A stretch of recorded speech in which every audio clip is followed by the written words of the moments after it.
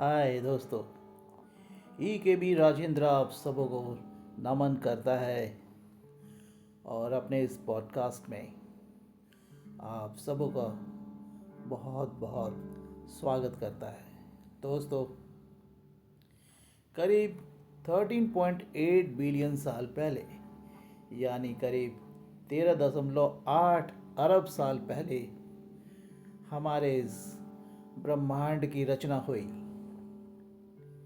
Matter और anti matter में टक्कर हुआ।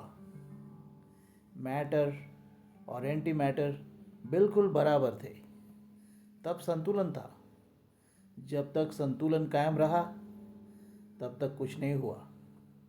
इस रस्साकसी में मैटर थोड़ा मजबूत हो गया। इसके बाद तो कमाल हो गया।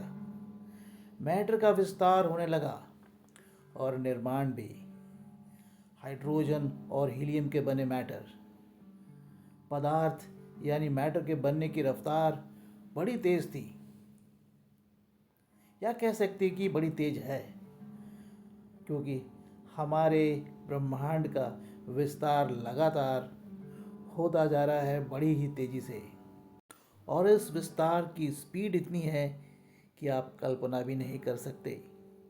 हजारों हजार प्रकाश वर्ष, लाइट ईयर, सिर्फ एक सेकंड में इतनी तेजी से विस्तार।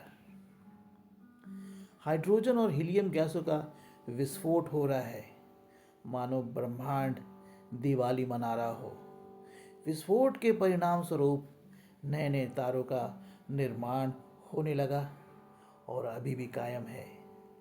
इसी क्रम में हमारे सूर्य का भी निर्माण हुआ। कुछ समय बाद एक छोटा सा टुकड़ा छिटक कर सूर्य से अलग हो गया। यह हमारी पृथ्वी थी। यह घटना करीब 4.3 अरब साल पहले की है, यानी 4.3 billion years ago this happened. शुरुआत में यह एकदम गर्म था, यानी हमारी पृथ्वी एकदम गर्म थी, क्योंकि आखिर सूर्य का ही एक टुकड़ा जो था। धीरे धीरे जब पृथ्वी ठंडी हुई तो यहाँ हवा और पानी का निर्माण हुआ। इस स्थिति तक पहुँचने में अरबों साल लग गए। फिर जाकर जीव का निर्माण हुआ। लेकिन जीवों में भी एक कोशिकीय जीवों का निर्माण जन्म सबसे पहले हुआ, यानी यूनिसेलुलर ऑर्गेनिज्म जैसे bacteria, algae, fungi, etcetera and etcetera. और उसके लाखों साल बाद मछली, और उसके लाखों साल बाद डायनासोर पृथ्वी पर आए। डायनासोर के आने के लाखों साल बाद जब वे लुप्त हो गए, तब उसके बाद पशु पक्षी और आदमी ने जन्म लिया। ये विज्ञान का कथन है दोस्तों, और विज्ञान तथ्यों के आधार पर बात करता है।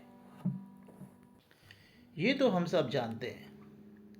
एक प्रश्न हमारे भारतीय समाज में अक्सर पूछा जाता है।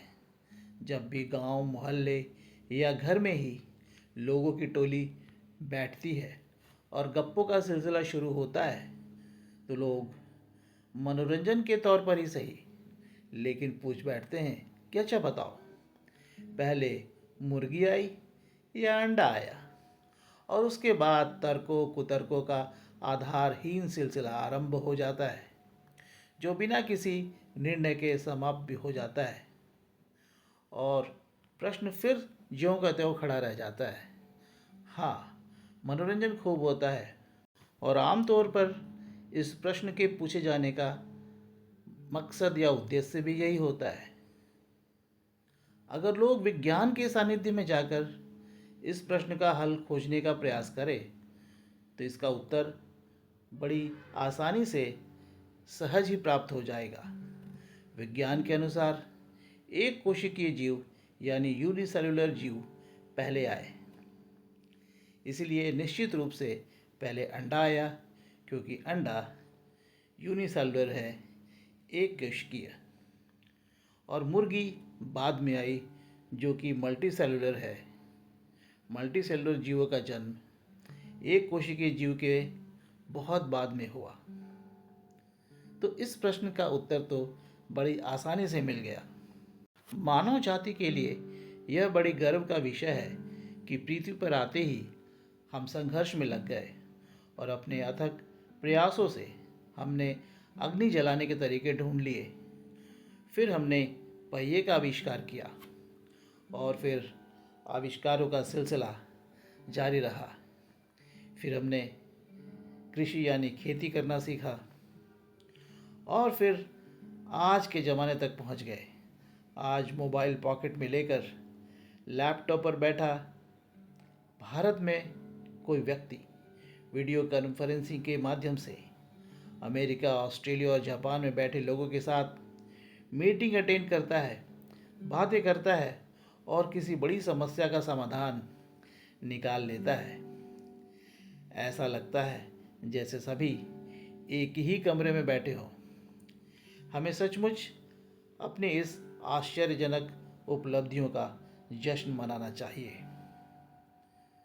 मगर दुर्भाग्य से ऐसा नहीं हो पाता, क्योंकि हमारे जीवन में संप्रदाय, नस्ल, रंग, पंथ, धर्म, इन सब का महत्व अधिक है। हम इसमें ऐसे उलझ चुके हैं जैसे हमारे अंदर ज्ञान है ही नहीं, बुद्धि विवेक है ही नहीं। हजारों साल पहले की रूढ़ियों में, अंधविश्वासों में हम जकड़ चुके हैं। लेकिन उम्मीद है कि एक दिन ज्ञान की ज्योति जलेगी, हमारे अंदर कोई प्रकाश जगा जाएगा, कोई अलग जगा जाएगा और हम वैज्ञानिक तरीके से सोच पाएंगे। पुरानी रूढ़ियों को, पुरानी मान्यताओं को और अंधविश्वासों को हम जितना जल्दी छोड़ पाएँ उतना ही अच्छा, क्योंकि आज नए ज़माने में, वर्तमान में उनका कोई औचित्य नहीं, उनकी कोई कीमत नहीं। उम्मीद है आप सब मेरी राय से सहमत हैं और आपको मेरा यह पॉडकास्ट अच्छा लगा होगा। अगर अच्छा लगा तो आप शेयर करें, लाइक करें और मेरे चैनल को सब्सक्राइब करें। मैं और भी वीडियो बनाता रहूँगा और आपके समक्ष पेश करता रहूँगा। मिलते हैं अगले पॉडकास्ट में। तब तक के लिए मुझे आज्ञा दीजिए। जय हिंद।